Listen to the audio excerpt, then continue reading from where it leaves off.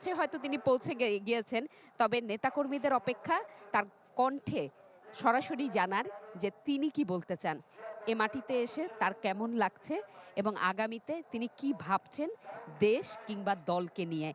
নেতাকর্মীদের এই আকাঙ্ক্ষা, ভালো লাগা মন্দ লাগার মাঝেই আমরা যেই দূর দূরান্তের পয়েন্টগুলো রয়েছে সেখানেই দেখেছি, সেখানেও দেখতে পাচ্ছি যে নেতাকর্মীরা ছোট ছোট এলইডিতে বসে দীর্ঘক্ষণ তার এই আশা দেখছেন। যেহেতু সবার পক্ষে সেই বহরের সামনে গিয়ে তার হাত নাড়াটুকু দেখা সম্ভব নয়, তার মিষ্টি হাসিটুকু উপভোগ করা সম্ভব নয়, কিংবা তাকে মুঠোফোনে ফ্রেমবন্দি করা সম্ভব নয়, তারপরও তারেক রহমানকে এক নজর দেখার জন্য তারা এসেছেন। এবং প্রতিটি পয়েন্টে কিছু দূরত্বেই মাইকের ব্যবস্থা করা হয়েছে, যার কারণে তারেক রহমান যখন বক্তব্য রাখবেন সেই বক্তব্যটুকু সরাসরি শুনতে পারার অভিজ্ঞতাটুকু নিতে চান এখানে উপস্থিত নেতাকর্মীরা। আমরা জানতে চেয়েছিলাম দীর্ঘ পথ পাড়ি দিয়ে আসার কারণ শুধু কি দলের প্রতি ভালোবাসা নাকি অন্য কিছু। অধিকাংশের ক্ষেত্রেই উত্তরটি এসেছে তারেক রহমানের প্রতি ভালোবাসা। ব্যক্তি তারেক রহমানকে অনেকেই আদর্শ হিসেবে ধারণ করেন, তার নেতৃত্বকে নিজের আপন করে নিয়ে তারা তারেক রহমানের যে নির্দেশনা রয়েছে সেই নির্দেশনাটুকু সরাসরি জানতে চান। তার যে স্ট্রাগল রয়েছে অর্থাৎ অভিজ্ঞতা, তিনি যেই পরিবারে জন্মগ্রহণ করেছেন, বেড়ে ওঠা, এরপরে যেই লড়াইয়ের মধ্য দিয়ে আজকের দিন পর্যন্ত তাকে যেতে হয়েছে, প্রতিটি পদক্ষেপকে অনুপ্রেরণা হিসেবে নিতে চান সমর্থকরা। নেতাকর্মীরা বলছেন যে আজকের এই দিনটি তাদেরকে নতুন এক অধ্যায়ের সূচনা করে দিচ্ছে, নতুন শপথ গ্রহণের সুযোগ করে দিচ্ছে। যখন তারেক রহমান উপস্থিত হবেন সভাস্থলে এবং তার যেই বক্তব্য তিনি রাখবেন, এর মধ্য দিয়ে তারা নতুন বাংলাদেশ গড়ার ক্ষেত্রে নতুন নির্দেশনা যেমন পাবে, প্রতিশ্রুতিও তারা বদ্ধ হতে চান তারেক রহমানের সাথে। এবং অন্যান্য রাজনৈতিক দলের নেতাকর্মীরাও কিন্তু আমরা দেখতে পাচ্ছি যে স্টেজে রয়েছে।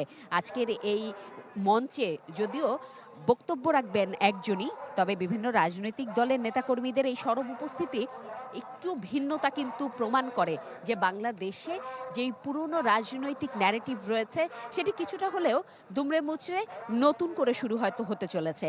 এখান থেকেও নতুন করে আসলে নতুনত্বের আভাস পাচ্ছেন এখানে উপস্থিত সাধারণ মানুষ, সেই সাধারণ মানুষ যাদের বসবাস এই আশপাশের এলাকায়, ৩০০ ফিট এলাকায়, এবং তারা মূলত আজকে এই যে সমর্থক নেতাকর্মীরা এসেছেন এবং তারেক রহমান আসছেন এই জন্য উপস্থিত হয়েছেন এক নজর দেখার জন্য, এবং এই নতুন পরিবর্তনকে তারা আসলে উপভোগ করছেন। বলছেন যে এই বিষয়টি তারা খুব ইতিবাচকভাবে দেখছেন। তরুণ প্রজন্মকে আমরা দেখেছি যে তারেক রহমানের এই যেই গাড়িবহর রয়েছে, এই গাড়িবহরের ঠিক আইনশৃঙ্খলা বাহিনীর যেই চৌকি, সেইটি উপেক্ষা করে যারা মূলত মুঠোফোনে ছবি তুলতে এগিয়ে যাচ্ছেন, তাদের একটি বড় অংশ হচ্ছে এই তরুণ প্রজন্ম। তারা কিন্তু বলছেন যে তাদের এই তারুণ্যতে হয়তো আদর্শগত কারণে কিছুটা ভিন্নতা থাকতে পারে, তবে তারেক রহমানকে তারা নেতৃত্ব হিসেবে মেনে নিয়ে সামনে এগিয়ে যেতে চান।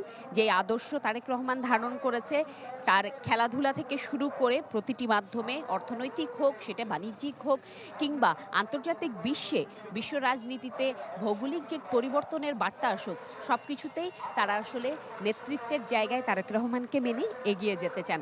তারা প্রতিশ্রুতিবদ্ধ হচ্ছেন যে যারাই প্রজন্ম রয়েছে পরের, যারা আসতে চলেছেন, তাদের জন্য একটি সহজ বাংলাদেশ, যেখানে সুস্থ বাংলাদেশ বলে আখ্যায়িত করা যাবে প্রতিটি ধাপকে, সেই প্রতিশ্রুতি তারা ব্যক্ত করছেন। প্রত্যয়ের জায়গা থেকেও অনেক কিছু রয়েছে। আমরা রয়েছি এখানে একে একে আমাদের সহকর্মীরা যারা একেবারে মঞ্চের সামনে রয়েছে তাদের কাছ থেকে আসলে আরো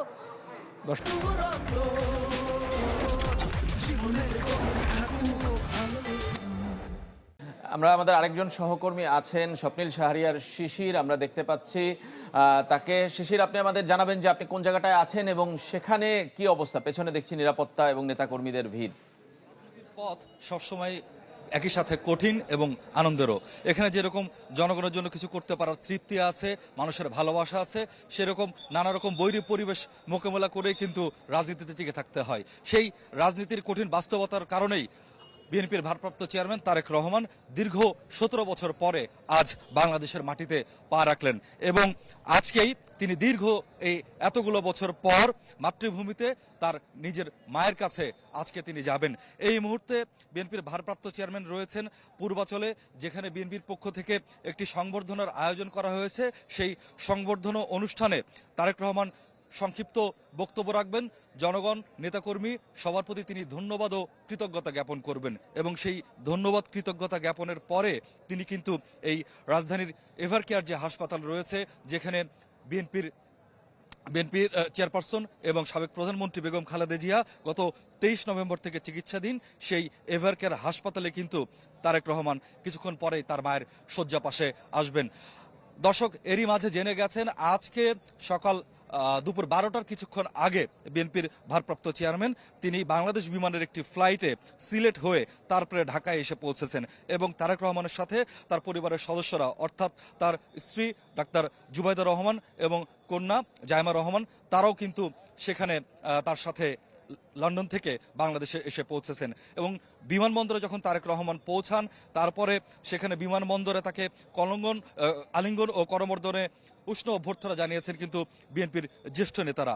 সেখানে ভিআইপি লাউঞ্জ কিছু আনুষ্ঠানিকতা শেষ করে তারপরে একটি লাল সবুজ বাসে করে তারেক রহমান বিমানবন্দর থেকে তিনি পূর্বাচলের যে ভেন্যুটি নির্ধারণ করা হয়েছে সংবর্ধনার, সেই ভেন্যুর স্থানটিতে তিনি কিন্তু এসে পৌঁছান এবং এই পুরো পথ জুড়ে কিন্তু লাখ লাখ মানুষ প্রিয় নেতাকে একবার দেখার জন্য তারা কিন্তু অধীর আগ্রহ অপেক্ষা করছিল এবং তারা কিন্তু তারেক রহমানকে বরণ করে নেন।